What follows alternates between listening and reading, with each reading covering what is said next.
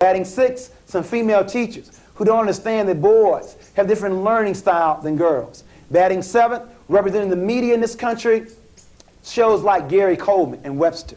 Shows that make me sick. Shows that illustrate that black men cannot raise intelligent black boys to be men. In other words, we need a white father for Gary Coleman and for Webster. It's all part of the media image. It goes all the way back to Tarzan, all the way back to Superman, all the way back to Rambo, to Rocky. All part of white male fantasy trying to control the world. It's all part of a scheme. Make sure you heard me. It's consistent with Superman, Tarzan, Santa Claus, the white father, all part of that scheme. Batting 8, the macho image, Mr. T, and we'll look at today someone like Prince or Magic Johnson or Isaiah Thomas. In other words, no need to study, just be macho, just be a superstar. In other words, Mr. T, Prince for entertainment, Isaiah Thomas or Magic for sports. And then last but not least, a black woman by the name of Kathy, who will do anything for a man, and a black man by the name of Willie, who does not feel good about himself. You see your faces right now. Who's Kathy? You have to stay to the end to find out who's who. The starting lineup: Reagan, Rock. No, you don't know who Willie is, though. We got a new theory for you now. We used to end with Donna and Kathy, but now we're going to give you the Eddie Willie theory. We have a new one.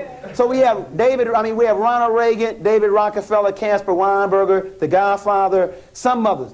I didn't say all, some. Some mothers, some female teachers, the media image, macho in sports, and Kathy and Willie.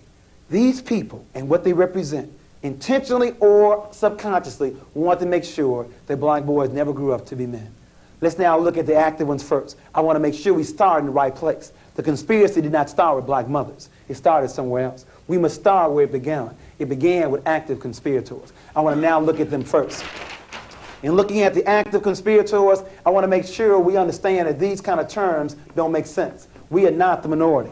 In other words, there are 4.5 billion people living in the world. Of this number, 80% of the world's population has color. That means only 20% of the world's population lacks color. Now you tell me who's the minority. You see, it's called the African Triangle. It goes all the way back.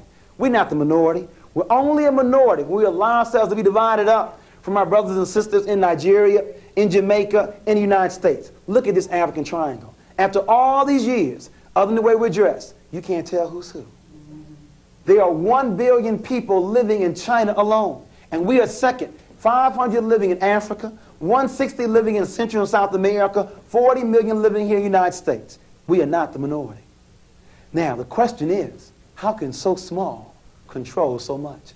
That's why I respect them so much. Think about it. You have a gang. You have one gang with 80 people, another gang with 20, and the 20 going to win? The only way they can do that is by controlling the mind. Because whoever controls the mind will also control the body. Let's look at this. Let's break this down in half.